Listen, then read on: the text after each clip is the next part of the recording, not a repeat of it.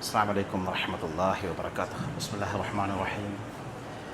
الحمد لله رب العالمين والصلاة والسلام على سيد المرسلين وعلى آله وأصحابه الفائزين. ബഹുമാനമുള്ള സത്യവിശ്വാസികളെ, സഹോദരങ്ങളെ, അല്ലാഹു സുബ്ഹാനഹു വ തആല ഈ വിശുദ്ധമായ ദിനത്തിൽ ഇഅ്തികാഫ് കരുതി പള്ളിയിൽ നാം സമ്മേളിച്ചതും പിരിയുന്നതും അല്ലാഹു ഖബൂൽ ചെയ്യട്ടെ. അള്ളാഹുവിൻ്റെ ദീനിൻ്റെ നിയമനിർദ്ദേശങ്ങളും വിധിവിലക്കുകളും കൃത്യമായി പാലിച്ച് ജീവിക്കാനും സ്വർഗത്തിൽ ഇടം നേടാനും അള്ളാഹു നമുക്ക് നമ്മുടെ അഹലുകാർക്കും തൗഫീഖ് പ്രദാനം ചെയ്യട്ടെ. സഹോദരന്മാരെ, പരിശുദ്ധമായ റജബ് മാസത്തിലാണ് നാം. ഇനിയുള്ളൊരു 3 മാസക്കാലം പ്രത്യേകമായ ആത്മീയമായ ചിന്തകളിലും അനുഭൂതികളിലും വിശ്വാസികൾ അഭിരമിക്കുന്ന കാലമാണ്. റജബ് പ്രവേശിച്ചത് മുതൽ നാമൊക്കെ ദുആ ചെയ്യുന്ന, പള്ളിയിലെ ഇമാമുമാരൊക്കെ ദുആ ചെയ്തുകൊണ്ടിരിക്കുന്ന ഒരു പ്രാർത്ഥനയാണ് അല്ലാഹുമ്മ ബാരിക് ലനാ ഫി റജബിൻ വ ശഅബാൻ വബല്ലിഗ്നാ റമളാൻ. അല്ലാഹുവേ, ഞങ്ങൾക്ക് നീ റജബിലും ശഅബാനിലും ബർക്കത്ത് ചൊരിയുകയും പുണ്യ റമളാനിലേക്ക് ഞങ്ങൾ എത്തിക്കുകയും ചെയ്യണമേ എന്ന്. ഇതൊരു നമ്മുടെ ഒരു കേവലം ധാരണയുടെ പുറത്തുള്ള പ്രാർത്ഥനയല്ല. ലോകത്തെവിടെയും നമുക്കിങ്ങനെ കാണാനും കേൾക്കാനൊക്കെ സാധിക്കാറില്ല, അപൂർവമാണ്. സൗദി അറേബ്യയിലെ പള്ളിയിൽ പോയാൽ ഇമാമിങ്ങനെ ദുആ ചെയ്യാറില്ല. UAE-യിലോ മറ്റ് അറബ് രാജ്യങ്ങളോ കേൾക്കാറില്ല.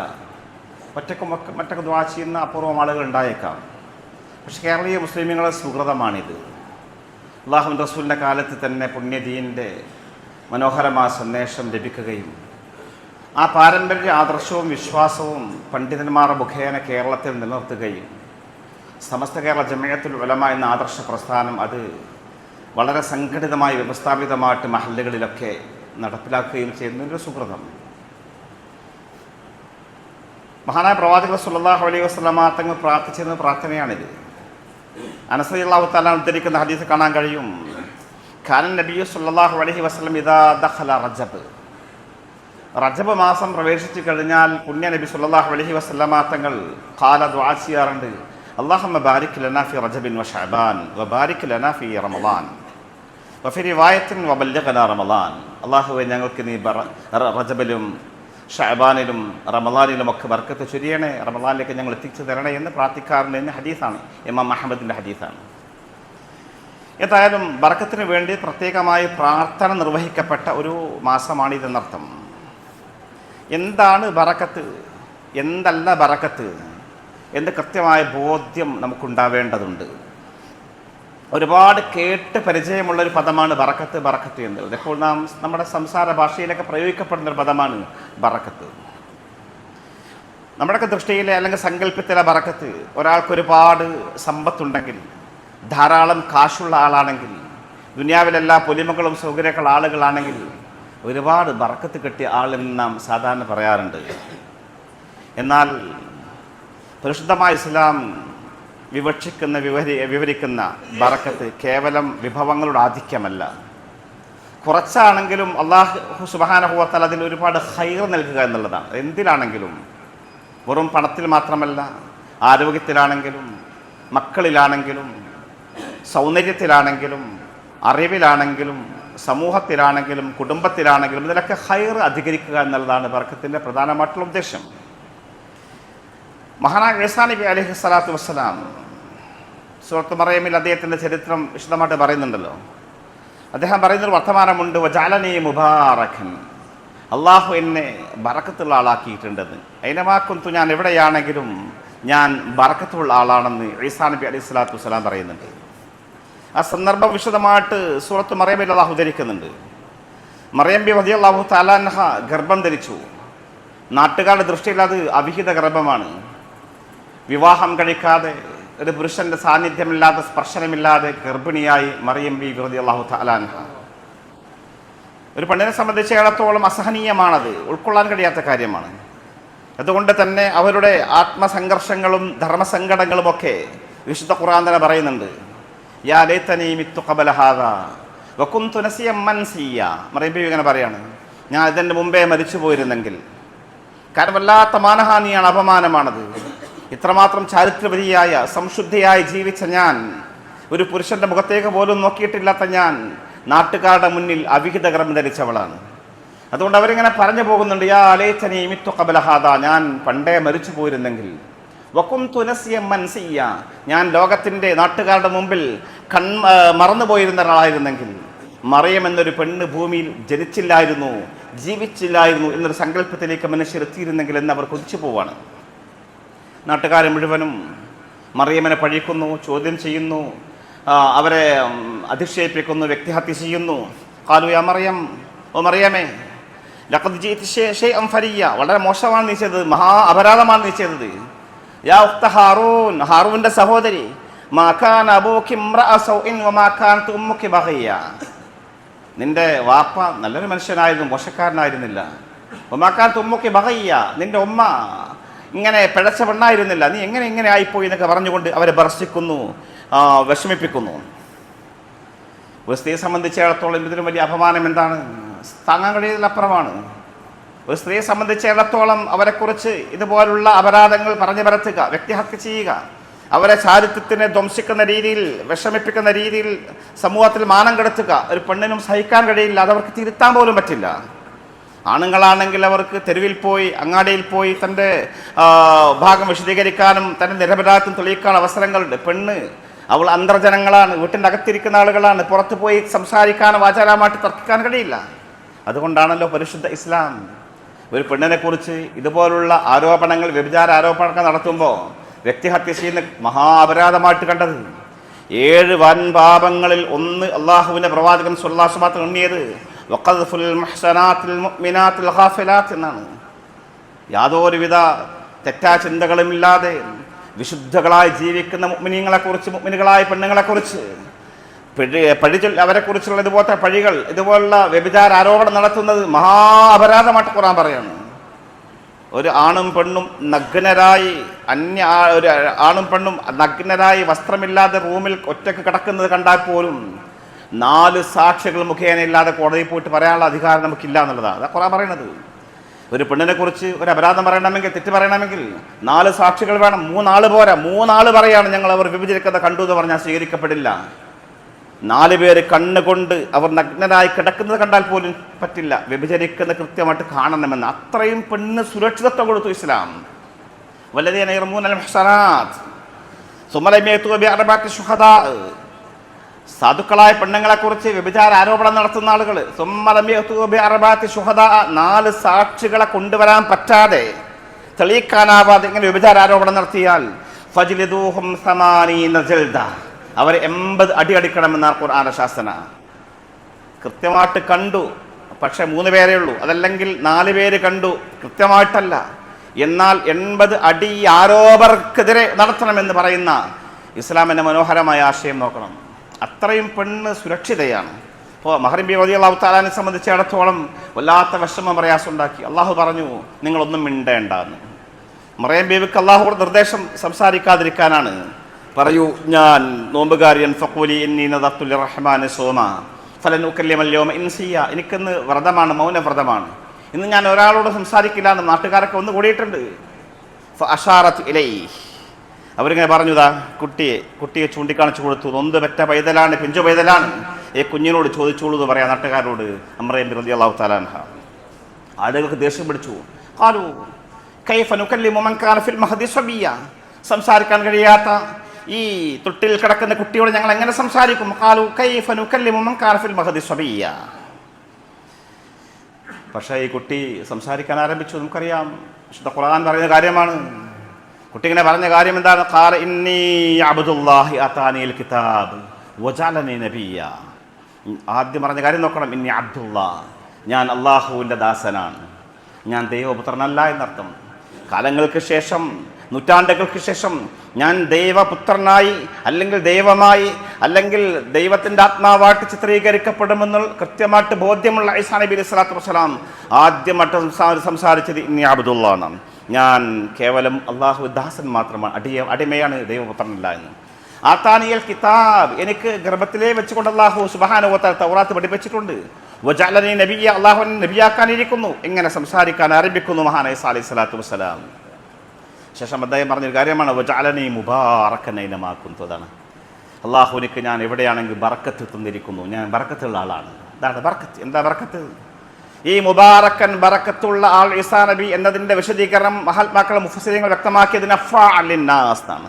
ഒരുപാട് ഹദീസുകളുടെ തഫ്സീർ കാണാൻ നഫ്അ ലിന്നാസ്, ജനങ്ങൾക്ക് ഒരുപാട് ഉപകാരം ചെയ്യുന്ന ആൾ. ശരിയായ ബർക്കത്ത് അതൊക്കെയാണ് സഹോദരന്മാർ. ഒരുപാട് പൈസയും പണം ഉണ്ടാവലല്ല, നമ്മുടെ സമ്പത്ത് കൊണ്ട്, നമ്മുടെ ശരീരം കൊണ്ട്, നമ്മുടെ സംസാര വൈഭവം കൊണ്ട്, നമ്മുടെ ഇടപെടലുകൾ കൊണ്ട്, നമ്മുടെ സ്വാധീനം വെച്ചുകൊണ്ട് മനുഷ്യർക്ക് ഉപകാരം ചെയ്യുക, അതാണ് ജീവിതത്തിൻ്റെ ബർക്കത്ത് എന്ന് പരിശുദ്ധ ദീൻ പഠിപ്പിക്കുകയാണ്.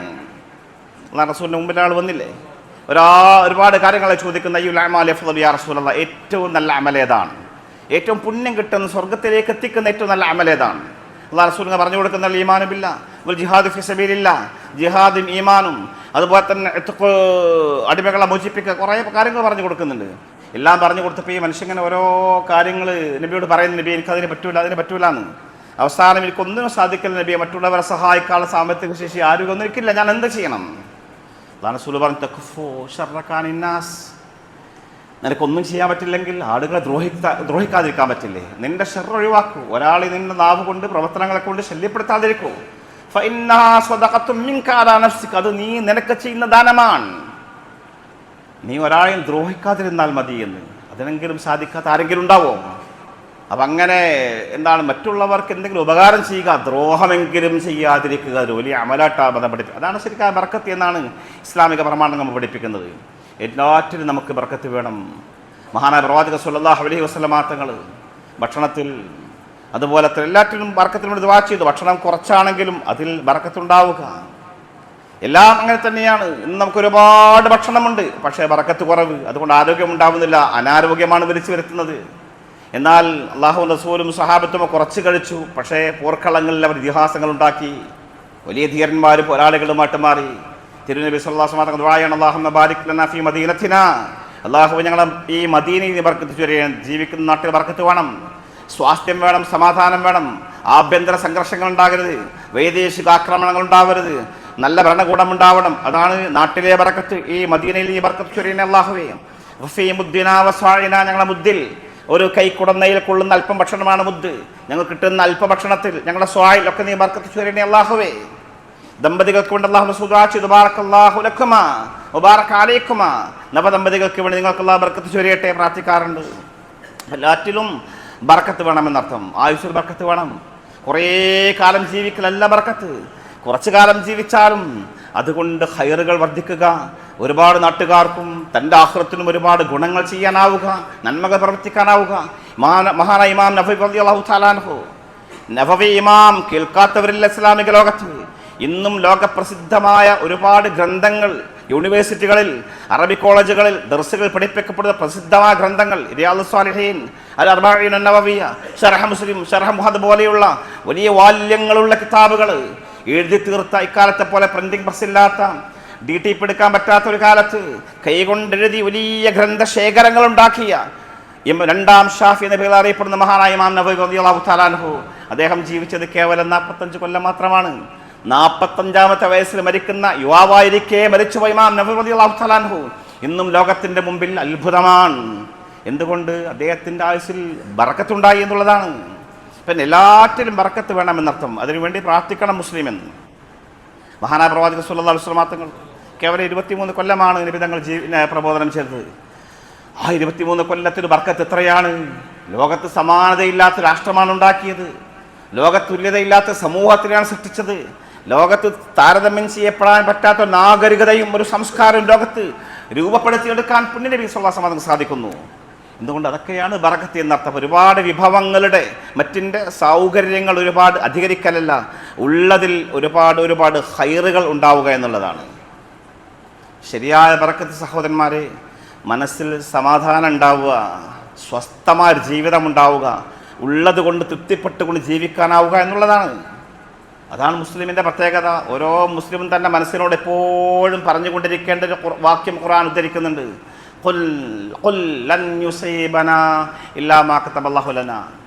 ഇത് എൻ്റെയും നിങ്ങളുടെയും നെഞ്ചിൻ്റെ അകത്ത് നമ്മൾ സ്ഥാപിച്ചു കഴിഞ്ഞാൽ നമുക്കൊരു പ്രശ്നം ഉണ്ടാവില്ല. മനസ്സ് ശാന്തമായിരിക്കും, സ്വസ്ഥമായിരിക്കും, നല്ല ഐശ്വര്യവും സമൃദ്ധിയുമുള്ള ജീവിതമായിരിക്കും. എന്താണത്? ഖുൽ, നബിയെ താങ്കൾ മനുഷ്യരോട് പറയുക, ലൻ യുസീബന, ഞങ്ങളെ ബാധിക്കില്ല ഇല്ലാ മാ കതബല്ലാഹു ലനാ, അള്ളാഹു തീരുമാനിച്ചതല്ലാതെ.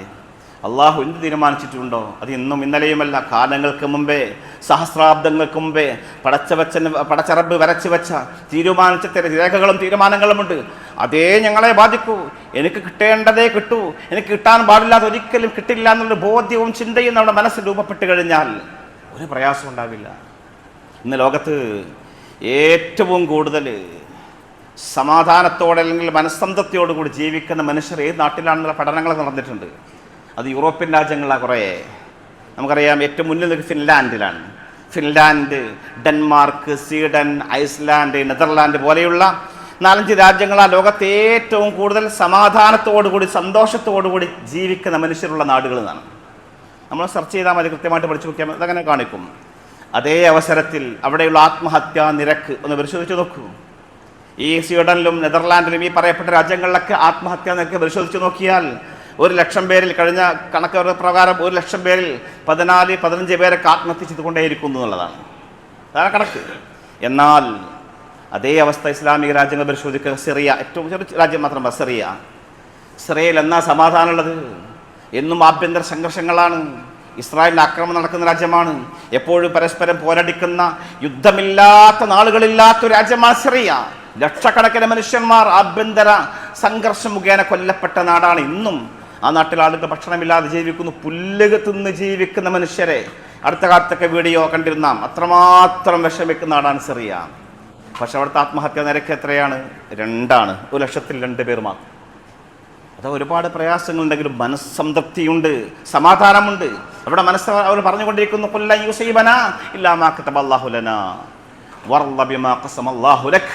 പുണ്യ നബി സല്ലല്ലാഹു അലൈഹി വസല്ലം പറഞ്ഞു, വർള, നീ തൃപ്തിപ്പെടുക, ബിമാ ഖസമല്ലാഹു ലക്, അള്ളാഹു നിനക്ക് വീതിച്ചത് കൊണ്ട് തൃപ്തിപ്പെടുക. എത്രയാണെങ്കിലും നിന്റെ ശമ്പളം, നിന്റെ വരുമാനം, നിന്റെ ലാഭം അത് തുച്ഛമാണെങ്കിലും അതുകൊണ്ട് തൃപ്തിപ്പെടാൻ നിനക്ക് പറ്റുമെങ്കിൽ മനുഷ്യ, നിന്റെ മനസ്സ് ശാന്തമായിരിക്കും. അതില്ലാതെ മനസ്സ് കുതിരയെപ്പോലെ പായുമ്പോഴാണ്, ഉള്ളത് കൊണ്ട് തൃപ്തിപ്പെടാതെ അലയുമ്പോഴാണ് അശാന്തമാവുക, സംഘർഷഭരിതമാവുക, രോഗങ്ങൾ കുന്നുകൂടുക. ഏതായാലും സഹോദരന്മാരെ, ഈ ബറക്കത്തിന് വേണ്ടി അള്ളാഹു റസൂൽ ദുആ ചെയ്ത പുണ്യമാക്കപ്പെട്ട റജബിലാണ് നാം. 4 വിശുദ്ധ മാസങ്ങളിൽ ഏറ്റവും പ്രധാനപ്പെട്ടൊരു മാസമാണ് റജബ്. ഈ മാസത്തെ അമലുകൾക്ക് വലിയ പ്രതിഫലമുണ്ട്, എന്ന പോലെ ദോഷങ്ങൾക്ക് വൻ കുറ്റവുമാണ്. അതുകൊണ്ട് കഴിയുന്നത്ര നാം അമലുകൾ ചെയ്തുകൊണ്ട് റബ്ബിലേക്ക് അടുക്കാൻ ശ്രമിക്കണം. റജബു ഷഹറുല്ലാഹ്, അള്ളാഹുവിൻ്റെ മാസമെന്ന് പുണ്യ റസൂൽ സല്ലല്ലാഹു അലൈഹി വസല്ലം മാത്രം വിശേഷിപ്പിച്ച മാസമാണ് റജബ്. വസാരിഉ ഇലാ മഗ്ഫിറത്തിൻ മിർ റബ്ബിക്കും, സ്വർഗ്ഗത്തിലേക്കുള്ള വഴികൾ തേടുക. വസാരിഉ ഇലാ മഗ്ഫിറത്തിൻ മിർ റബ്ബിക്കും വജന്ന, സ്വർഗത്തിലേക്കും മഗ്ഫിറത്തിലേക്കുമുള്ള വഴിയിൽ നിങ്ങൾ ജാഗരൂകരായി പ്രവർത്തിക്കുക മനുഷ്യരെ. ഏതാണ് സ്വർഗം?